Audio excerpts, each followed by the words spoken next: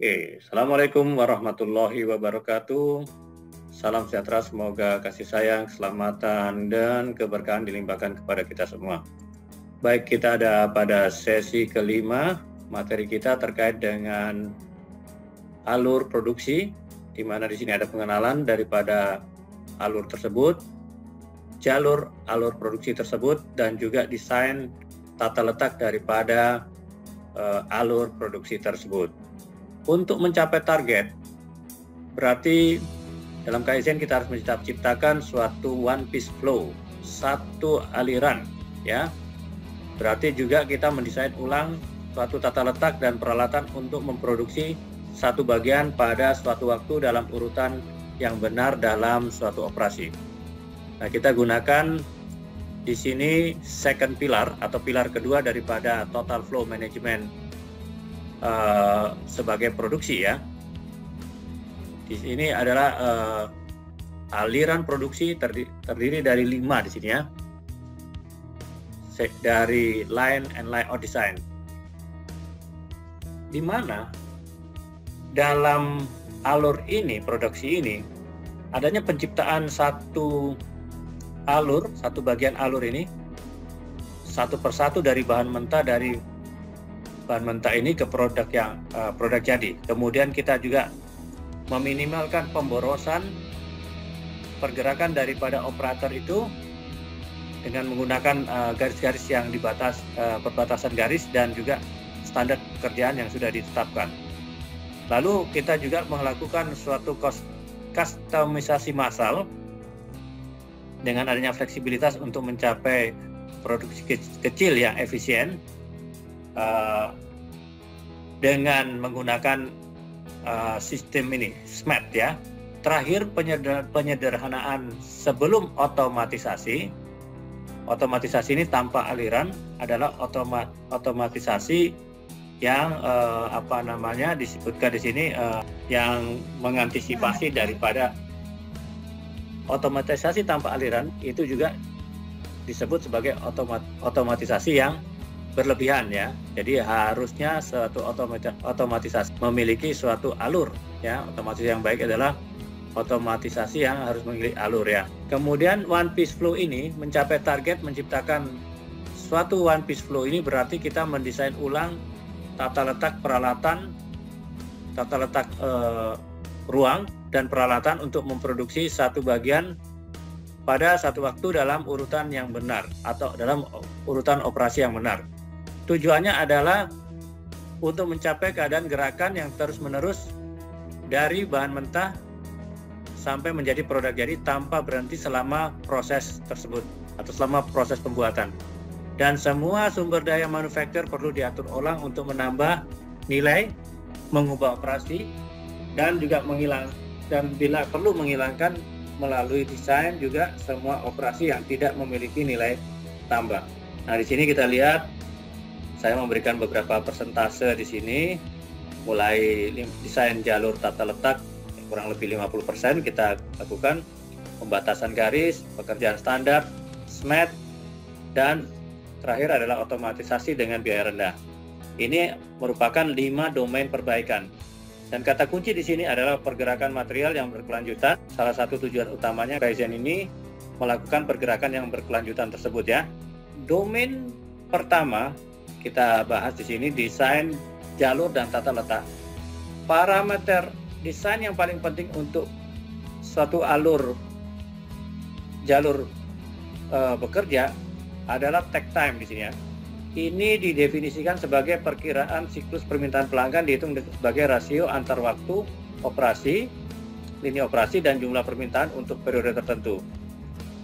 Mulai dari inbound dokumen di sini, staging area, storage area, packaging area, shipping area, outbound docs. Ini dalam gambar ini kita lihat, ya, mulai dari inbound, masuknya barang, dipersiapkan barang untuk disimpan, lalu disimpan, kemudian dikemas, lalu masuk ke persiapan pengiriman, lalu dikirim keluar outbound. Nah, di sini kita lihat ada 6 workstation, ya. Nah, jumlah ideal produk ini harus sama dengan jumlah stasiun kerja yang seimbang. Jika memiliki 6 workstation, maka jalur kerjanya juga 6 mestinya harus ada 6 produk jasa. Kemudian pembatasan jalur kerja.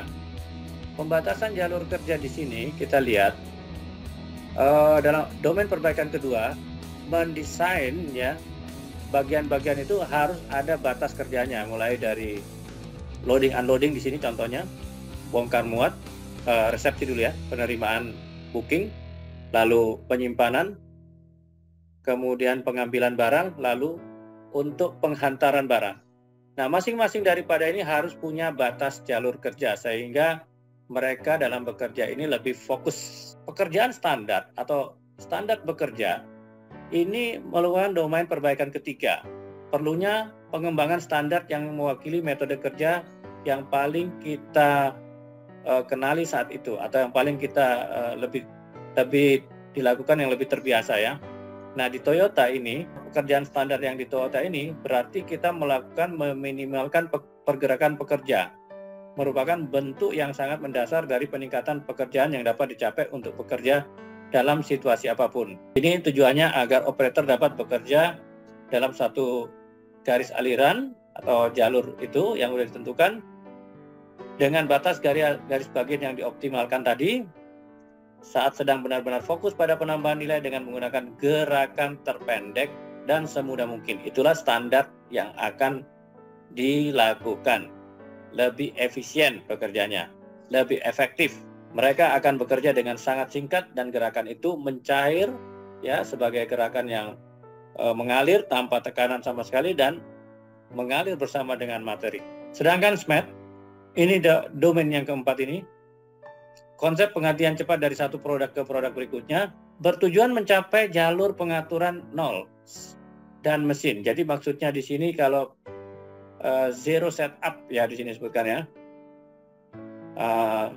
waktu yang serendah mungkin dalam melakukan perbaikan. Biasanya pabrikan mesin ini tidak bertujuan untuk mengurangi penyetelan melalui desain ya. Kita lihat di sini. Solusinya adalah desain yang disesuaikan untuk setiap aplikasi mesin dan lainnya. Tentu saja standar kerja operator CO perlu ditingkatkan. Domain kelima, otomasi berbiaya rendah, otomatisasi berbiaya rendah, ini adalah dengan membuat tata letak dan garis one piece flow dengan menggunakan yang namanya caku-caku konsep ini ya, caku-caku konsep. Caku-caku line konsep ini berarti kita memuat garis beban. Ini garis-garis yang perlu disempurnakan hanya perlu mengambil satu bagian dan memuat operasi berikutnya sehingga dia berjalan sepanjang urutan mesin, hanya mengambil dan hanya memuat. Kita lihat di sini contohnya, pekerja hanya menangani produk di antara mesin-mesin dengan penanganan yang minimum. Jadi mereka akan berkonsentrasi di area kerja mereka masing-masing ya. Jadi tidak akan berlebihan ya. Maka sebelum dan sesudah Kaizen akan kita lihat perbedaannya di sini. Mesin kalau kita lihat dengan aliran yang saling terintegrasi, maka itu fungsinya akan lebih sedikit ya. Kemudian akan biaya investasinya lebih rendah. Kita lihat di sini salah satu keuntungan memiliki beberapa garis waktu, siklus garis waktu yang lebih kecil dan lebih panjang adalah sangat mudah untuk menyimbangkan garis kerjanya. Nah, kalau yang ini kan kelihatan agak jauh, sampai 28 meter nih jaraknya. Dari sini 3, 10, 6 meter, 7 meter, 2 meter, sampai ini 8 meter, kurang lebih 28 meter. Nah, kalau di sini ini lebih kelihatan simple.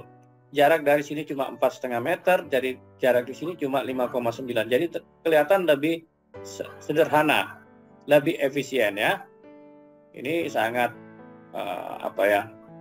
sangat ribet kalau di sini ya, sangat jauh, dan di sini lebih simple karena berdekatan satu sama lain dalam bekerja. Mesin dalam aliran besar versus dalam aliran kecil.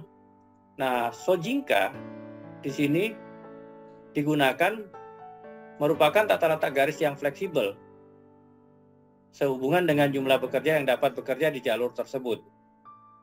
Dan jumlah pekerja yang akan bekerja menentukan waktu siklus saluran tersebut ya. Satu operator dapat bekerja sendiri di jalur Sojinka ya. melakukan operasi dari awal sampai akhir ya. Kalau makin banyaknya operator ini mengurangi waktu siklus jalur dan menambah jalur keluaran. Nah, jalur Sojinka ini lebih fleksibel terhadap perubahan volume dan dapat diawaki dengan sesuai permintaan ya. Kapasitas dapat dengan mudah disesuaikan. Jalur Sojinka ini menuntut operator yang multi skill ya. Dan itu adalah tanggung jawab supervisor untuk melakukan suatu instruksi dan melatih pekerja tersebut sesuai dengan rencana akuisisi multi skill tersebut. Ya, ini kita lihat di sini operatornya bisa melakukan 3 pergerakan di sini ya. Ini malah ada yang 4 pergerakan di sini, 4 aktivitas yang bisa dilakukan dalam satu alur ini ya. Baik, kita langsung ke slide berikutnya, pembuatan profil sederhana dan penyeimbangan garis untuk desain garis tata letak. Nah, kemudian ada tugas profiling ya, di sini bisa juga menggunakan metode ABC ya. Di mana metode ABC ini kita lihat di gambar ini tentunya akan memilah daripada workstation 1, 2, dan 3. Jadi kalau yang tadinya ini belum dipilah, masih langsung begini. Nah, di sini lebih ada pemilahan sehingga lebih bagus kualitas pekerja di workstation masing-masing. Dan tentunya lebih teratur, ada keseimbangan waktu antara workstation 1, 2, dan 3. Konsep utama ini kita rangkum, maka tujuan dari desain garis dan tata letak ini adalah memiliki fasilitas manufaktur yang optimal, yang bekerja dengan standar kinerja tertinggi, di mana dapat menghasilkan efisiensi tinggi dalam OEE tadi, fleksibilitas tinggi dalam hal volume dan variasi, kualitas tinggi, biaya nilai tambah, unit yang terendah. Kemudian garis aliran ini juga dioptimalkan, memiliki aliran satu bagian, ada penyeimbang murah, pasokan cukup cadang frontal dalam wadah kecil, desain garis caku-caku, desain garis bunga aster, pengaturan 0 atau 0 setup, Sojinka dan pekerjaan standar, Jidoka dan kontrol kualitas otonom, dan persiapan dari TPM ya. Nah, kita lihat gambarnya di sini. Nah, bagaimana mock-up-nya ini. Untuk ini kita gunakan mock-up untuk menguji fitur utama ini. Kita merancang konsep tata letak menggunakan mock-up mewakili salinan ini, salinan daripada alur yang akan kita lakukan. Kita lihat di sini, kita harapkan ada 4 tadi, ada high efficiency, high flexibility, high quality, dan lowest unit cost di sini ya. Nah, digunakanlah macam-macam tadi, metode caku-caku, Junjo, Kanban, kemudian Jidoka, Sojinka, Zero Setup, TPM, dan Autonomous Maintenance. Nah, Kanban di sini kita lihat suatu cara untuk mencapai just in time ya. Perlu kita ketahui 20 prinsip tata letak dan desain grafis, yang mana bisa Anda baca di sini, mulai dari merancang garis, merancang jalur pemrosesan aliran, desain kecil, peralatan inline, memperhitungkan takt time pelanggan, dan kita juga mengatakan tidak pada transportasi yang boros di sini, dan kita minimalkan penggunaan conveyor, desain waktu setup, jangan juga mengizinkan daerah operator yang terisolasi, proses yang terkhusus, ya ini kita sebut sebagai pula operator yang terisolasi, jangan sampai ada yang terputus. Kemudian pisahkan pekerjaan manual dari pekerjaan mesin, gabungkan titik masuk dan keluar benda pada saat bekerja ya. Kemudian pastikan perlengkapannya, kita lebih mempersempit perlengkapan itu agar pada saat dibutuhkan cepat. Kemudian letakkan hanya bahan yang diperlukan dalam jangkauan lengan, jadi kita tempatkan sesuai dengan keperluan. Pekerjaan harus mengalir dari kanan ke kiri berlawanan arah jarum jam ya, kanan ke kiri ya. Kemudian ingatlah bahwa karakuri, kemampuan manuver itu penting. Turunkan kecepatan sebanyak mungkin. Mesin harus berhenti ketika terjadi ketidaknormalan. Pendekatan mekanis lebih disukai daripada pendekatan elektrik. Jangan otomatiskan pasokan suku cadang tanpa analisis yang cermat. Jangan mengerjakan beberapa bagian dalam satu proses sekaligus.